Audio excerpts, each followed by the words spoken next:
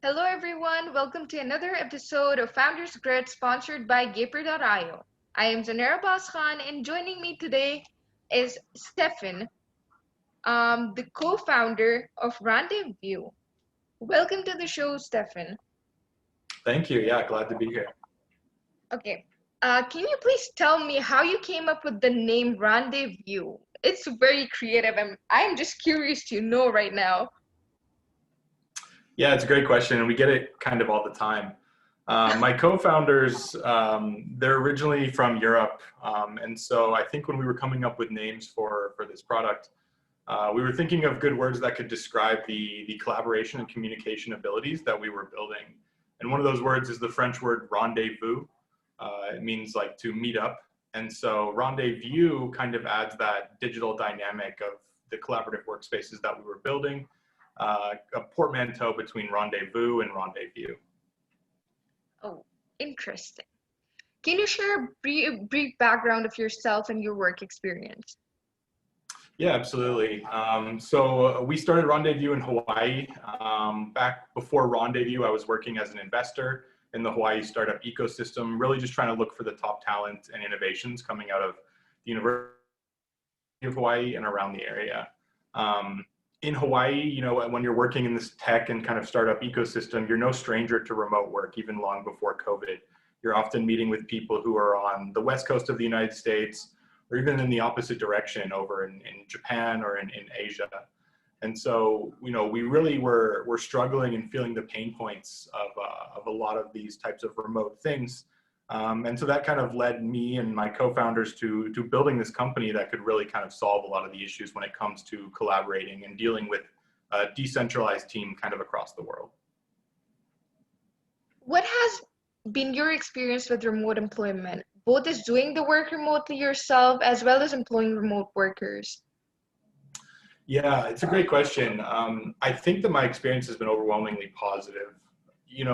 When it comes to something like being isolated on an island in Hawaii, one of the biggest constraints is that you're limited to the number of people that can fit on an island. And so attracting talent and finding the right people, either as coworkers or looking for new hires, there's certain constraints that are naturally there. And remote work really kind of lifts that issue and makes it so that you can attract the most talented people regardless of where they are.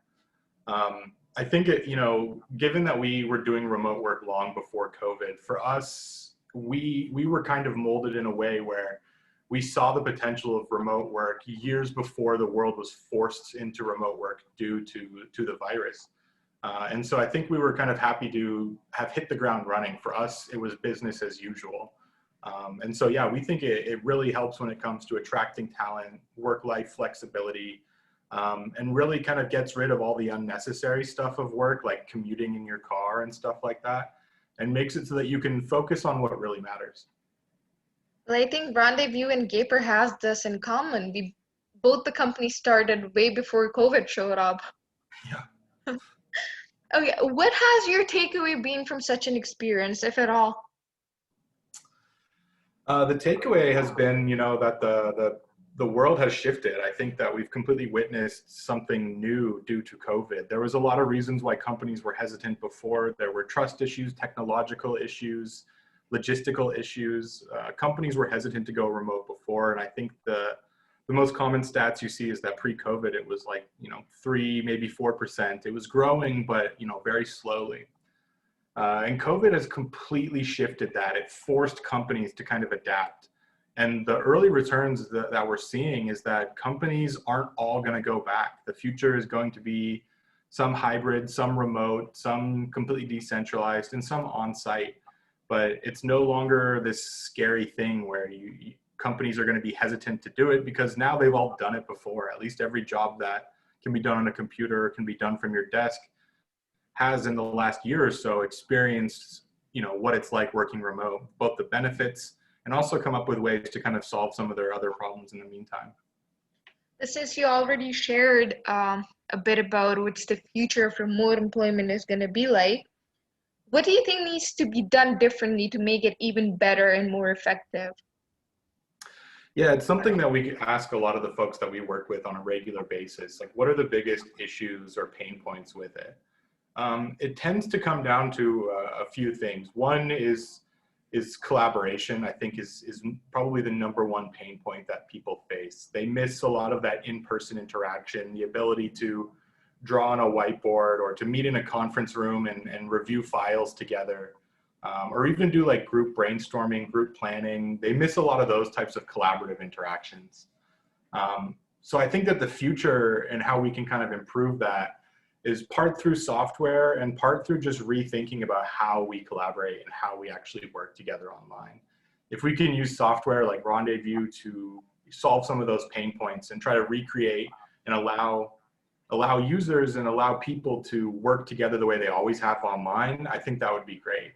And then the other part of it is, naturally there will be some adjustment where it's not that everybody wants to remain isolated in their homes for the rest of their life. And so there'll be some give and take there as well.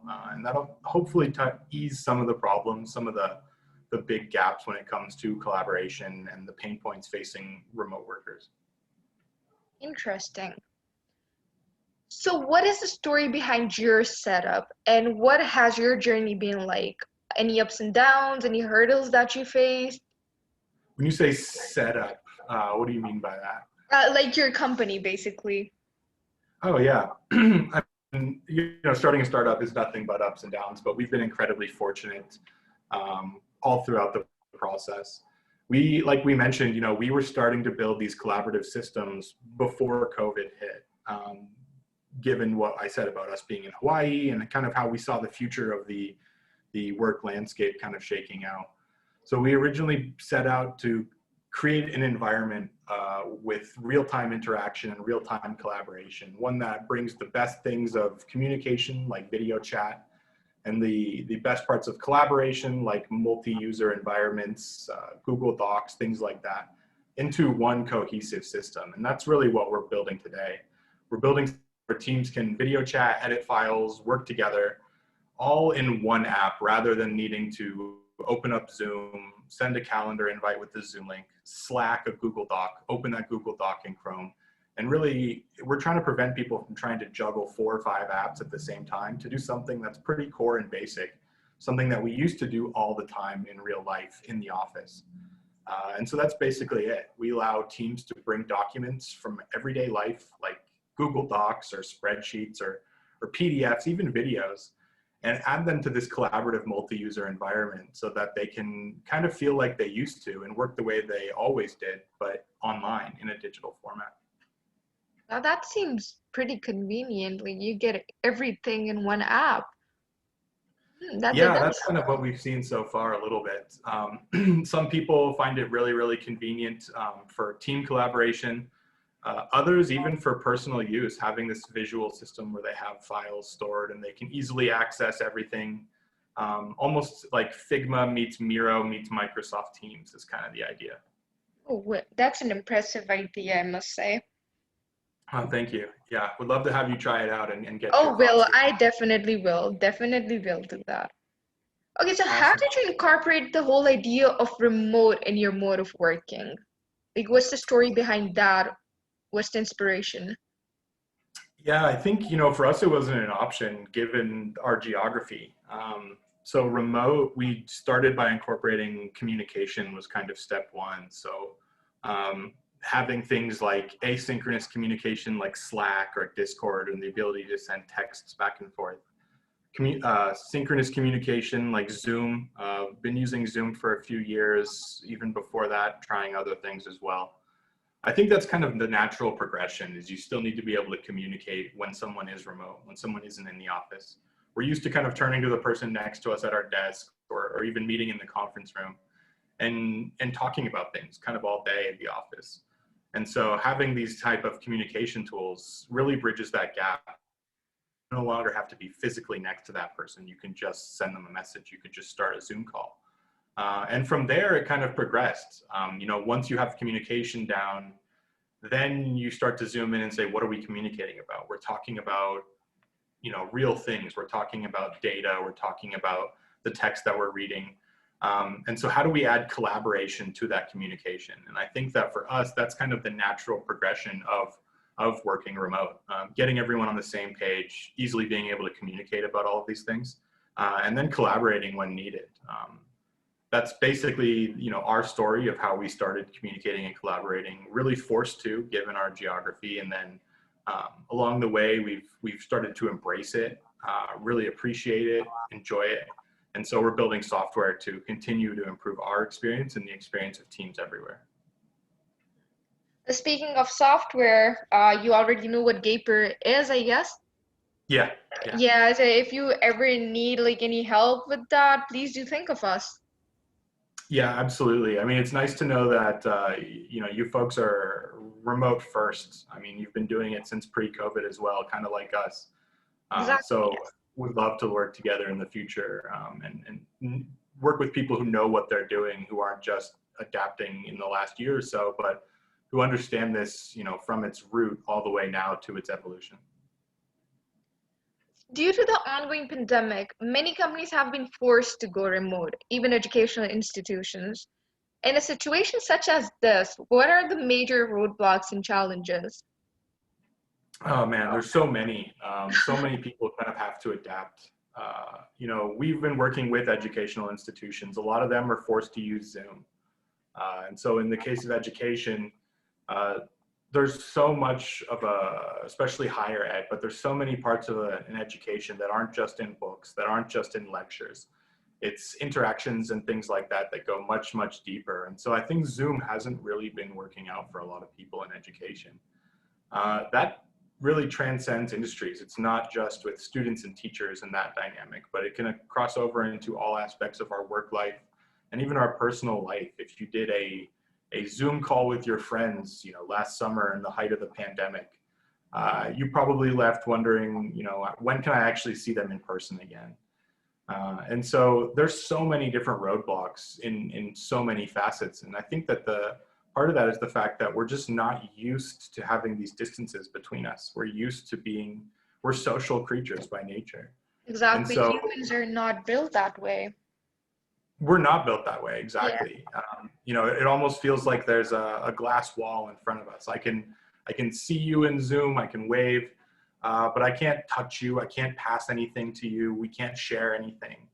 And so I think those are some of the main pain points, and that's why I kind of say, collaboration is usually the data point that a lot of remote teams feel that is lacking. I don't think there's a perfect solution out there yet. There are a lot of tools. The real tool that will kind of cut through the noise and alleviate these problems is the collaboration tool that your whole team uses, that finds easy to use and actually makes use of collaborating. And that's kind of what we're trying to build right now. Moving towards the last question. There are Mhm. companies like Gaper that help develop, build, and scale products, especially for startups. How important do you think such setups are in the startup world and for founders looking to quickly hire smart? I think it's extremely important for every founder to take remote work seriously, not just now, but always moving forward. Access to talent is, even if you go to somewhere like San Francisco, some of the most talented place in the world when it comes to engineering, logistics, operations, strategy. Um, Even San Francisco could never compete with the rest of the world. If we're comparing, where you can commute to in your car in San Francisco versus, commuting or having people on your team from everywhere in the world, the talent pool is just always going to be larger when you have that remote dynamic. On our team, we were able to bring people on. I'm in Portland now. I recently moved from Hawaii. My co-founder's in Hawaii. We brought people on from San Francisco. We were able to access all of these people because we're a remote first company. We didn't have to move from Hawaii to Portland or from Hawaii to San Francisco. We stayed a Hawaii and Portland based company and we're able to just attract the talent from all over the world. So I think, that is going to be the biggest competitive advantage that you could possibly have. Every company is only as good as the people behind that company. And with remote work, you have access to the entire world's talent pool. And so, and until something comes along, I think that is always going to be your biggest competitive advantage. And so for startups out there, you just have to start with at least a distributed mindset, if not fully remote. Well, Steph, thank you for joining us today. And I absolutely hate saying this, that we have to end this call. It was an absolute pleasure talking to you since like Rendezvous and Gaper are so much alike. We have so much in common. But our marketing team suggests we keep it short because since COVID showed up, everyone has been producing so much content. It's suggested that we keep it short. Actually, before the COVID, we had longer episodes. But well, what can we do about it? Well, thank you once again, and have a great week. Yeah, thank you so much. Really appreciate it. Thank you. Bye. Bye bye.